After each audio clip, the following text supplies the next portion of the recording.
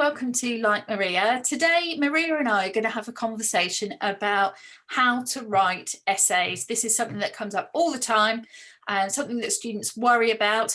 And surprisingly, a number of students don't really know how to start off. So hopefully, with our experience as teachers, we might be able to give you some top tips to help you with your essay writing. So Maria, first of all, we're going to talk about what we do first. We've just been given an essay question.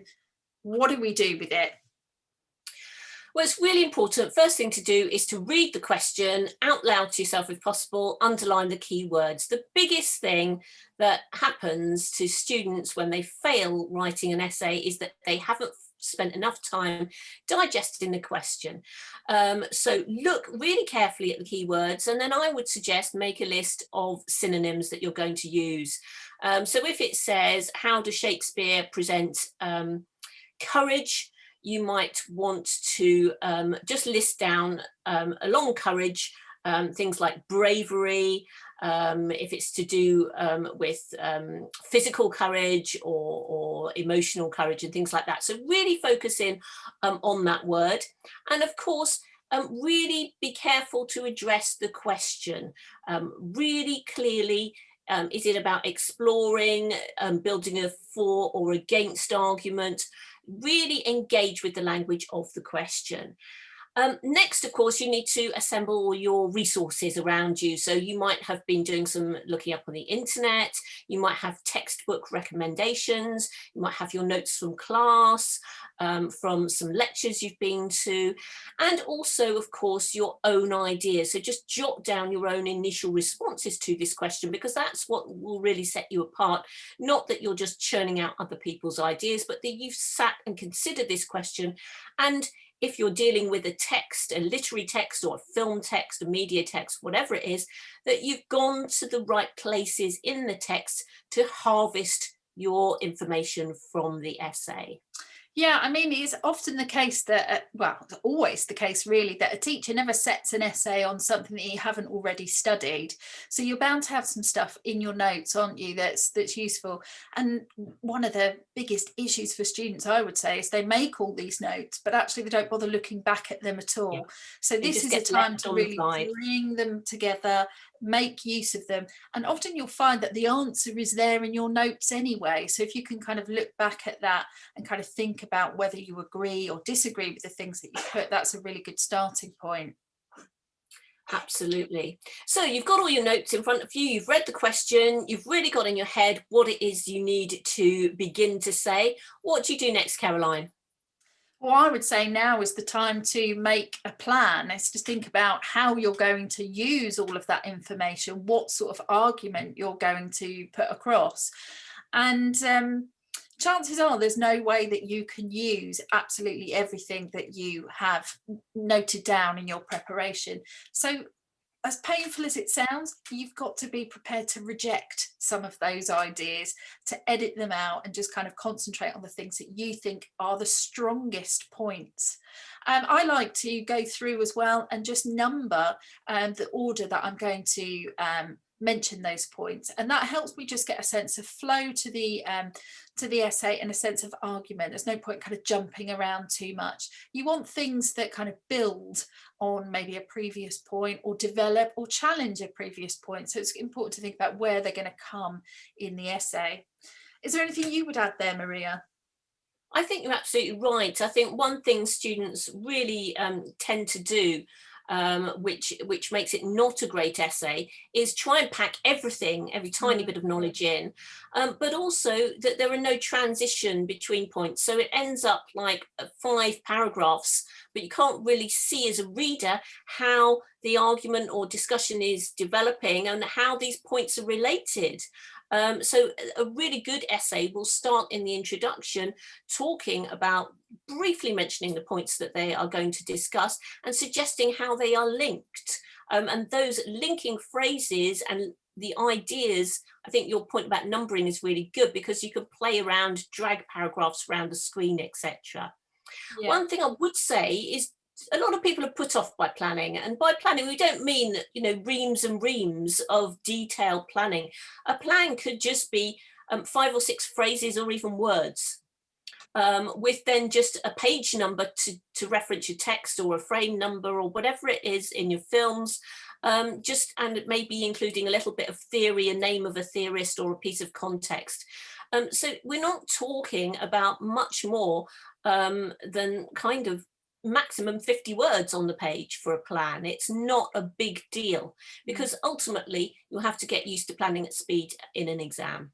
Yeah, it's a good habit to get into, isn't it? And I remember an examiner once saying to me that you can tell a student who hasn't planned because at least the first paragraph is just gobbledygook. Actually, it's just a waste of words. So if you can get that thinking done and that planning done, then it just improves the whole quality of the essay. You mentioned introductions and conclusions there. We're going to do a bit on that in a future video, aren't we? But it's important for students to remember that an introduction and a conclusion is essential for a really good, well-shaped, well-controlled essay. And that's ultimately what you want, isn't it? It's an essay that shows real craftsmanship, you know, that you are in control of the ideas, you're in control of the kind of style of the essay and so on. And you want to give this impression that you are having a conversation with the examiner, that you are leading them through the ideas in your head, and really being aware of the reader. Yeah, really. I mean, again, as teachers, you know, when you're marking and you read an essay that is just really nicely written, it's a joy, isn't it? It's an absolute joy. So it's worth spending the time on. One of the things that students often say is that they struggle to actually start the writing. At some point you've got to commit, haven't you? Get some stuff down on paper. But how do students start off? Okay, so there's two ways you can do this. One is you just have to sit yourself down, put your phone away and start writing. And, you know, that's what you have to do. Force yourself to do it. Once you've spent 10 minutes on it, you'll feel better. The other thing I would say is perhaps don't start with the introduction or even your beginning paragraph. Write about something that you feel really confident about, get going on that topic, and then the others will kind of come and sort of grow from that. Obviously, in exam circumstances, this is a little bit more difficult, but I still sometimes suggest to students that they leave the introduction for a while, leave a gap at the top of the page, and then write their first or second paragraph in order to get going and to get the flow going, really.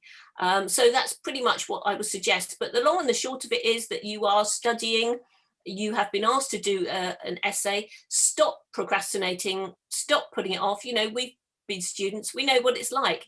The longer you put it off, you can get this almost phobic feeling about the doing of the essay.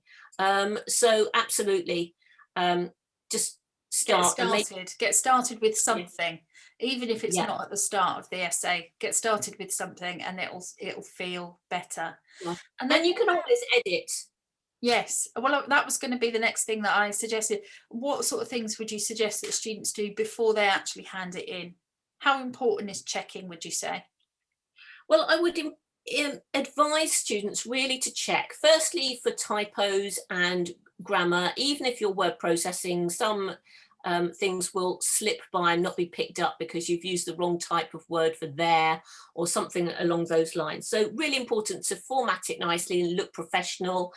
Make sure all your quotes are in quote marks, the titles are underlined or in italics. I would then say I'm a real believer in reading aloud. Either reading it aloud and recording it, or reading it loud even to another person. But it slows you down. So often students go back and they read what they think they have written. And actually, if you look at it slowly and force yourself to read it out loud, if you have written a sentence that doesn't make sense, or you've written a sentence that actually isn't a sentence, it's really easy to spot if you're reading it aloud. But I would also say do it early, leave a day or so, return to it, and then look back at it. Don't be doing it at the last minute and not leaving enough time for checking, etc. Yeah. I think the other thing that students sometimes are reluctant to do is to sort of hand their work over to a parent or a friend because they don't want to be criticised. But actually, if you know someone offers to read your work, it's a great thing, you know, to take them up on, because they will spot mistakes that you know, read past. It's very easy when you've written something and you're reading it quickly, it's very easy just to overlook certain mistakes. So yeah, if you've got someone who will read your work for you, great. But as you say, at a minimum, reading it aloud will really show up some of those errors. Yeah. So you said there about not leaving it to the last minute, which would be my top tip, but even though I used to be very guilty of doing that at university, what other top tips might we need to know? What else can you think of that might be a nugget of information? Well, I think I'm a great believer in thinking. So once you've looked at the title, just to spend 5 minutes actually thinking, not obsessively writing notes or anything, but just thinking, what is my personal response to that? Why has the examiner set this question? And how might I show that I'm interested and enthusiastic and I've got really good mind that I can respond effectively? What is it that they want to see from me? They want to see that I'm engaged, that I can write well, that I can focus on the question, and that I can lead somebody through my ideas. So yeah, really spend a little bit of time just in a quiet place, just thinking about it. Yeah, it's interesting what you say there, because it was making me think actually how pleasurable writing an essay can be. I'm not sure everyone at home would think that straight away, but actually, you know, being able to spend a bit of time with a text that you love and make points about it and think about, you know, what evidence you've got for that can actually be a real joy. And you know, if you sort of reframe your thinking about essay writing, that actually this is a chance for you to show off and show your knowledge and show your pleasure in your subject, then you know, I think that will come across in the I think writing. you're absolutely right. I think that's a brilliant way of looking at it, as a kind of performance. And, you know, do that performance well and you will be rewarded well. Make people happy with your essay writing. Absolutely. Well, I hope we've given you some good tips there for essay writing. Thank you, Maria, for everything you've said. And if you've enjoyed that today, do subscribe, and we will have more content coming soon. Thanks, Maria. Bye, everybody. Thanks, Caroline. Cheerio.